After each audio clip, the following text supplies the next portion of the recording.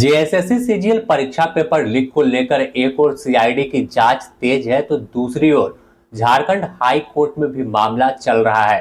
परीक्षा के paper leak होने का आरोप शुरू से छात्र और छात्र नेता लगा रहे हैं, लेकिन मामला अब विधानसभा में भी गूंज रहा है और सीधे जयराम महतो जो शुरू से छात्रों के हित की बात उठाते हैं, वो सदन में आरोप लगाया कि छोटे लोगों को गिरफ्तार कर छोटे मछली को जाल में फंसाकर बड़ी मछली को बचाने की कोशिश सरकार कर रही है।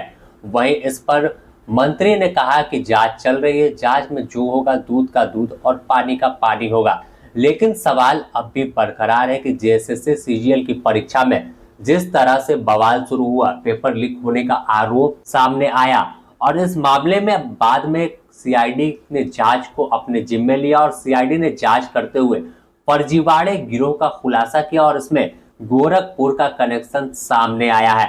बता दें कि जेएसएससी सीजीएल परीक्षा के पेपर बेचने के आरोप में सीआईडी की एसआईटी ने 8 लोगों को गिरफ्तार किया। इनमें अभ्यर्थियों को पेपर बेचने के नाम पर दिग्भ्रमित कर उनसे पैसे वसूलने का आरोप सीआईडी ने लगाया है। गिरफ्तार आरोपियों में 5 आईआरबी का जवान है और वहीं एक असम राइफल का जवान और एक होमगार्ड के साथ असम राइफल के जवान के एक रिश्तेदार शामिल है।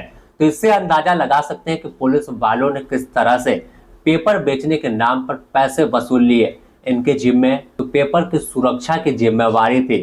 बता दें कि यह पूरा मामला अब विधानसभा में गूंज रहा है और पहले आपको जयराम महतो का वह बयान सुनाते हैं कि किस तरह से अब भी दहाड़ रहे हैं और बोल रहे हैं कि पेपर को तो बेच दिया गया और बड़े लोगों को बचाने की अब कवायद शुरू की गई है।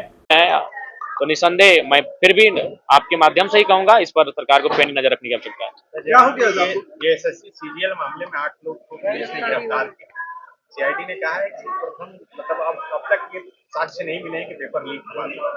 आप की आवाज उठाते रहे, आप कैसे देखते हैं? देखिए, मैं बार बार कहता हूं कि निसंदेह पेपर लीक हुए हैं और कहीं ना कहीं उन पेपर लीक में जो लोग सामने आएंगे वो बड़े चेहरे हो सकते हैं या उनकी जो पहुंच है या तो उनका संपर्क काफी दूर तक हो सकता है। अगर वे लोग सामने आएंगे तो बहुत सारे रहस्यों से पर्दा उठेगा। वहीं मंत्री सुदीप कुमार सोनू ने कहा कि सीआईडी अपनी जांच कर रही है और जो भी दोषी है उस पर कार्रवाई की जा रही है।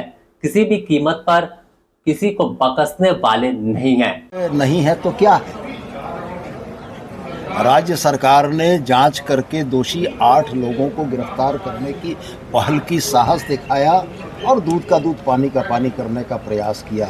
जांच की कार्रवाई प्रक्रियाधीन है और विषय आने दीजिए, निश्चित रूप से सारी कड़ियां खुलेंगी और कौन संलिप्त हैं उनके बारे में भी स्पष्ट। ये आरोप लगाना कि बड़े चेहरों को बचाया जा रहा है, छोटे मछलियों पर नकेल कसने जा रहा है। इतने दिनों में सीजीएल के पेपर लीक के किसी भी मुद्दे को इस्टेब्लिश नहीं करा पाए, किसी फिजिकल क्वेश्चन पेपर के लीक को इस्टेब्लिश नहीं करा पाए।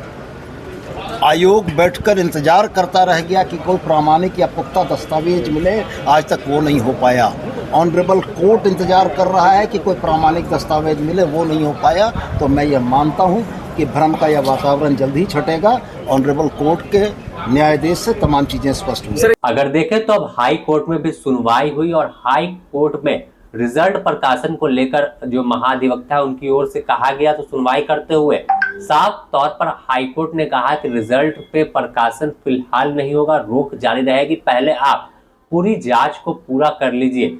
इस पर महाधिवक्ता की ओर से कहा गया कि पेपर लीक का कोई ठोस सबूत नहीं मिला है, लेकिन कोर्ट ने कहा कि पहले जांच को पूरा कीजिए, उसके बाद पेपर के रिजल्ट को जारी किया जाएगा। तो फिलहाल पूरे मामले की शुरुआत बता दें तो सीजीएल की परीक्षा 21 और 22 दिसंबर 2024 को 3 पाली में ली गई थी।